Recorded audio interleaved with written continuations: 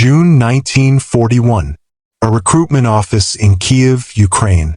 A 24-year-old woman stands before military officers, demanding they give her a rifle and let her fight the Nazi invasion. They laugh. Actually laugh. They tell her to go home, become a nurse, paint camouflage on vehicles, anything but fight. Because what could a farm girl possibly know about warfare? She doesn't argue. She asks for one thing. Give me a rifle, take me to the range, and watch. What happened next shut every mouth in that room. 3 years later, Nazi Germany would dedicate entire squads to hunting this one woman. German loudspeakers would broadcast bribes, promises, threats across battlefields just trying to stop her. And Adolf Hitler himself would know her name. 309 confirmed kills. 36 enemy snipers eliminated. The most lethal female sniper in human history. This is the story of Lyudmila Pavlichenko, the farm girl they mocked, the soldier they underestimated, the legend they called Lady Death. Welcome back.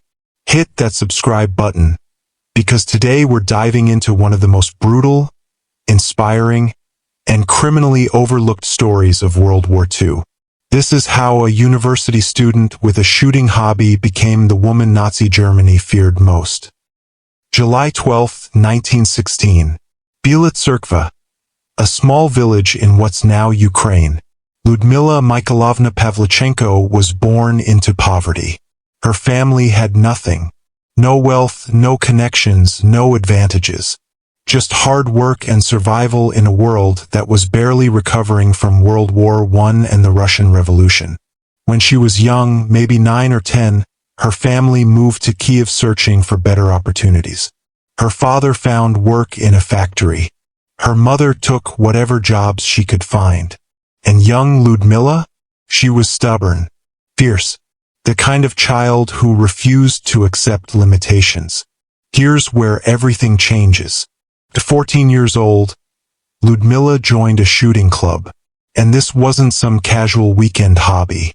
This girl became obsessed. While other teenagers were navigating social drama and first crushes, Lyudmila was at the range. Every day, learning to shoot, studying ballistics, mastering breathing techniques, calculating wind speed and distance. She had a gift. Her instructors noticed immediately. Steady hands that didn't shake. Exceptional eyesight that could track movement other people missed. An almost supernatural ability to calculate distance and trajectory in seconds. But more than natural talent, she had something you cannot teach. Ice-cold composure under pressure. By her late teens, Lyudmila wasn't just good. She was extraordinary. She competed in regional shooting competitions. She won awards. She became known in Soviet shooting circles as someone with genuine, frightening talent. But here's the problem with being a talented woman in 1930s Soviet Union. Nobody knew what to do with you. Society had very clear ideas about women's roles. Shooting competitions were fine as a hobby, but actual combat? Unthinkable. So Lyudmila did what ambitious young women did. She pursued education. She enrolled at Kiev University to study history. She got married young, had a son named Rostislav, and seemed to be settling into the life society expected. But that fire never went out. She kept shooting, kept training, kept honing skills that most people thought were just an interesting quirk for a young mother and university student. She had no idea those skills would soon make her a legend and a nightmare for the Third Reich. June 22, 1941, 3:15 a.m. Everything changed in an instant. Nazi Germany launched Operation Barbarossa. 4 million Axis troops. The largest military invasion in human history. Their goal wasn't occupation. It was annihilation.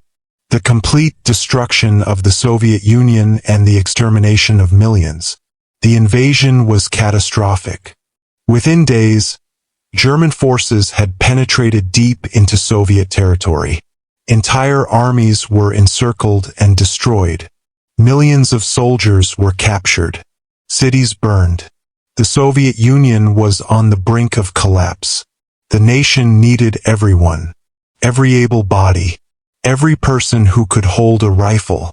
Every warm body that could slow the Nazi advance even for a moment. Lyudmila Pavlichenko was 24 years old. A university student. A mother with a young son. By every conventional measure, she should have evacuated east with other civilians. Should have protected herself and her child. Should have stayed safe. Instead, she went straight to the army recruitment office and volunteered to fight. What happened next is infuriating. The recruiters took one look at this young woman and laughed. Not polite dismissal. Actual mocking laughter. They told her to go home. Told her the army needed nurses, not female soldiers. One officer literally suggested she should work in the camouflage division, painting vehicles. Let me repeat that. A woman with years of competitive shooting experience, with documented marksmanship awards, with proven skills, was told she should go paint trucks. Can you imagine? Standing there while men who've never seen you shoot tell you what you're capable of? But Lyudmila didn't yell. Didn't make a scene. Didn't argue about equality or rights. She simply said, "Give me a rifle. Take me to the shooting range. Let me prove myself." Finally, probably just to shut her up and send her home embarrassed, they agreed. They handed her a Mosin-Nagant rifle, probably expecting her to struggle with its weight, to miss targets, to prove them right. What happened next changed everything. She didn't just hit targets. She obliterated them. Bullseye after bullseye. Different distances. Different shooting positions. Prone. Kneeling. Standing. Each shot was perfect. Flawless execution that made hardened military instructors stop talking and start taking notes. The laughter died. The mockery ended. The smirks vanished. And Lyudmila Pavlichenko received her orders. Report to the 25th Rifle Division as a sniper. She was going to war.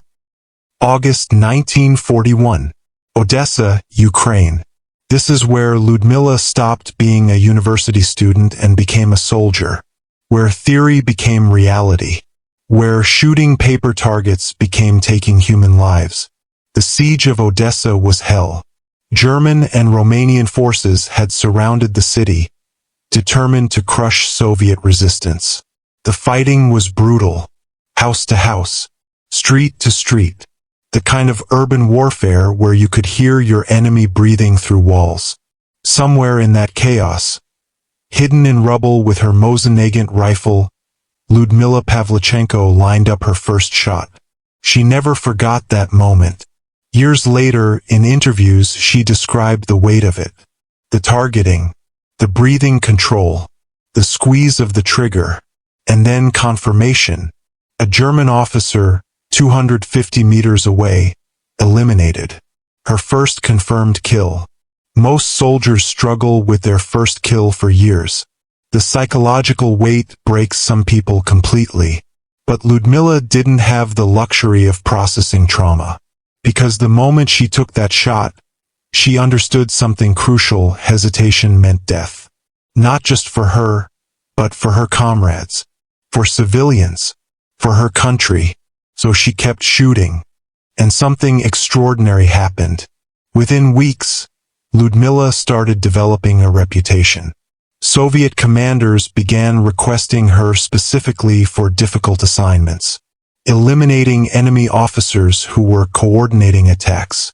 Taking out machine gun nests that were pinning down Soviet positions. Counter-sniping against German marksmen who were terrorizing her comrades. What made her truly exceptional wasn't just skill. It was strategy. She studied her enemies. Learned their patterns, their habits, their mistakes. She could lie motionless in position for hours, sometimes entire days, waiting for the perfect shot. Controlling her breathing. Ignoring hunger. Ignoring cold. Ignoring the screams and explosions around her. Other snipers might take risky shots hoping to get lucky. Not Ludmila. Every shot was calculated. Every kill was confirmed. No wasted ammunition. No unnecessary exposure. Pure mathematics and patience. The German and Romanian forces started noticing. Reports filtered through their lines about a Soviet sniper who never missed. Officers stopped moving freely. They started using decoys. They became paranoid about showing themselves for even a second. They were right to be afraid. By the time the siege of Odessa ended after 73 brutal days, Ludmila Pavlichenko had 187 confirmed kills. Let that number sink in. 187 enemy combatants eliminated in just over 2 months of combat. That's averaging nearly 3 kills per day in one of the most intense urban battles of the war. But Odessa fell. The Soviets had to evacuate by sea. And Ludmila's war was far from over. Her next assignment would be even more brutal. Even more deadly. Sevastopol. December 1941 through July 1942. The siege of Sevastopol would become one of the longest, bloodiest battles of World War II. The Germans threw everything they had at this strategic port city. Massive artillery bombardments that could be heard for miles. Constant air raids that turned the sky black. Wave after wave of infantry assaults. And somewhere in that nightmare, Ludmila Pavlichenko was operating at a level that seemed almost superhuman. This is where she truly earned her nickname, Lady Death. She wasn't just defending positions anymore. She was hunting, stalking German officers like prey, moving through ruins and trenches with ghost-like precision, setting up in positions where no one thought a sniper could operate. The Germans became obsessed with her. Intelligence reports started mentioning a female Soviet sniper who was decimating their officer corps. A phantom who could kill you from hundreds of meters away before you even knew she was there. They sent their own snipers to hunt her. Elite marksmen. Men with dozens of kills. Experienced hunters who'd been operating on the Eastern Front since the invasion began. Counter-sniper duels became personal. It was a deadly game played across the ruins of Sevastopol, where the loser didn't get a second chance. One particular duel lasted 3 full days. A German sniper, highly skilled and experienced, was pinning down Soviet positions, killing soldiers, creating gaps in defensive lines. Ludmila's commanders asked her to deal with the threat. For 3 days she tracked him, studied his pattern, learned his favorite positions, figured out his timing, his habits, the small mistakes he made. On the 4th day, he got comfortable, exposed his position for just a fraction of a second to take a shot. That's all she needed. 1 shot. The threat was eliminated. She did this over and over. German records from the period show increasing frustration and genuine fear about the Russian girl sniper who was killing their best men. Think about that. The Nazi war machine, with all its resources and manpower, was genuinely concerned about one 25-year-old woman with a rifle. They tried everything to stop her. German loudspeakers would blare messages across no man's land. Propaganda broadcasts promising her safety if she defected. They offered her chocolate, a luxury almost no one had during the siege. They offered her an officer's commission in the German army. When bribes didn't work, they tried psychological warfare. Threats describing what they do when they captured her. The messages were dark, brutal, designed to break her mentally. Ludmila's response? She kept shooting. Every German officer who got careless. Every sniper who made a mistake. Every enemy who gave her even the smallest opportunity. By June 1942, her kill count had reached 309. 309 confirmed kills, including 36 enemy snipers. Men who were supposed to be the elite of the elite. To put that in perspective, that's more confirmed kills than any female sniper in history. It's more than most male snipers ever achieved. She was operating at a level that military historians still study today. But then, in June 1942, her combat career ended in an instant. A mortar round exploded near her position. Shrapnel tore through her face and body. She was badly wounded, bleeding, barely conscious. Her comrades evacuated her from the front lines. Her days as a combat sniper were over. Most people would call that the end of the story, but for Lyudmila Pavlichenko, it was just the beginning of a completely different kind of battle. While Lyudmila was recovering from her wounds, Soviet leadership made a calculation. They realized they had something valuable. A genuine war hero with an incredible story. A woman who proved that the Soviet Union was fighting with everything it had. The Soviet Union desperately needed Allied support. They needed America to open a second front in Europe, to relieve the crushing pressure on the Eastern Front where millions were dying. In August 1942, they sent Lyudmila Pavlichenko on a diplomatic tour. First to Canada, then to the United States. A 26-year-old female sniper with 309 confirmed kills, touring America to rally support for the Soviet war effort. When she arrived, she was a sensation. The American press couldn't get enough of her. Headlines screamed about the girl sniper and Lady Death. Photographers followed her everywhere. She was interviewed constantly. But here's where things got frustrating and revealing about 1940s America. The journalists weren't interested in her combat record. They didn't ask about military tactics or the situation on the Eastern Front. They didn't want to know about the brutal siege warfare or the countersniper duels. They asked about her uniform, whether she wore makeup in combat, about her love life, about fashion, about whether Soviet women were allowed to curl their hair. One reporter actually asked if Soviet women soldiers were permitted to wear lipstick on the front lines. Lyudmila was furious. Here she was, a combat veteran who had killed 309 enemy soldiers, who had survived two of the bloodiest battles in human history, and American media wanted to know about cosmetics. Finally, she'd had enough. At a press conference in Chicago, she delivered a response that made international headlines. She said, "I am 26 years old and I have killed 309 fascist invaders by now. Don't you think, gentlemen, that you have been hiding behind my back for too long?" The room went dead silent. That quote made newspapers around the world. American journalists suddenly realized they'd been patronizing a woman who had seen and done things none of them could imagine. A soldier who had more combat experience than most of the U.S. military at that point in the war. But something else happened on that tour that genuinely changed Lyudmila's life. She met Eleanor Roosevelt, the First Lady of the United States. Eleanor saw past the headlines and the spectacle. She saw a young woman carrying unimaginable trauma. Someone who had witnessed horrors and made impossible choices. The two women formed a real friendship. Eleanor invited Lyudmila to stay at the White House. They had long, private conversations about war, about sacrifice, about what it meant to be a woman in a world designed by men for men. Lyudmila's tour was successful. She spoke at rallies attended by thousands. She addressed labor unions and universities.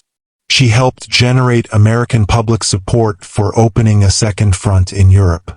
She became the first Soviet citizen to be received at the White House. She made the distant war in Europe feel real and urgent to Americans who had been relatively insulated from the conflict. But eventually the tour ended. She returned to the Soviet Union.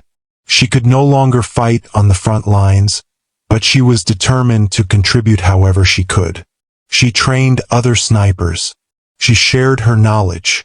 She helped turn her painful lessons into doctrine that would save Soviet lives. When the war ended in 1945, Lyudmila Pavlichenko was a hero of the Soviet Union, the nation's highest honor. She was famous, celebrated, a living legend. But fame doesn't heal trauma. Medals don't cure the nightmares. And behind the public image was a woman carrying the weight of 309 confirmed kills, of friends lost, of years spent in hell. She returned to Kyiv University and finished her history degree.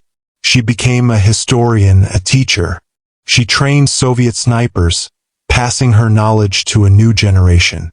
She worked. She lived. She tried to build a normal life. But she never really spoke about the psychological cost of what she'd done. That wasn't how Soviet heroes were supposed to behave.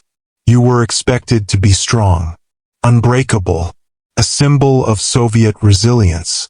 Years later, in 1957, Eleanor Roosevelt visited the Soviet Union. She specifically requested to see her old friend. The two women, who had bonded during the darkest days of the war, spent time together again, walking, talking, remembering. Ludmila lived a relatively quiet life after her moment in the spotlight. She worked as a research assistant at Soviet Navy headquarters. She raised her son. She carried her memories, her nightmares, her complicated legacy. She died on October 10, 1974. She was 58 years old. For many years after, especially in the West, her story was largely forgotten. She became a footnote in history books. A curiosity, the female sniper with the high kill count. But here's the thing about truth. It survives. In recent years, Ludmila's story has been rediscovered. Books have been written. A major film was produced. Her face appeared on Ukrainian postage stamps. Historians have worked to separate facts from propaganda, to understand who she really was beyond the Soviet mythology. And what emerges is a portrait of someone genuinely extraordinary. Not because she was superhuman, but because she was deeply human. A woman who faced impossible circumstances and refused to be limited by what society told her she could be. She experienced fear. She carried trauma. She made impossible choices. But she also demonstrated courage, skill, and determination at a level that changed history. So what can we learn from Ludmila Pavlichenko's story? Maybe it's that courage isn't the absence of fear. It's being terrified and doing what needs to be done anyway. Maybe it's that the people who laugh at you today might be studying you as a legend tomorrow. Maybe it's that talent and determination can overcome prejudice, even in the worst circumstances imaginable. Or maybe it's simply this. Never underestimate anyone based on their gender, their background, or where they came from. Because sometimes the farm girl they mocked at the recruitment office becomes the soldier the enemy fears most. The university student they told to become a nurse becomes the deadliest female sniper in human history. The woman they laughed at becomes Lady Death. 309 confirmed kills. 36 enemy snipers eliminated. A legend that refused to be forgotten. Thanks for watching. If the story moved you, hit that like button. Every like tells YouTube to show this story to more people. Subscribe and turn on notifications because we're bringing you these forgotten stories every week. Drop a comment and let me know what you think. Or tell me what historical figure you'd like to see covered next. Until next time, stay curious. And remember, never underestimate the quiet ones with steady hands and ice in their veins.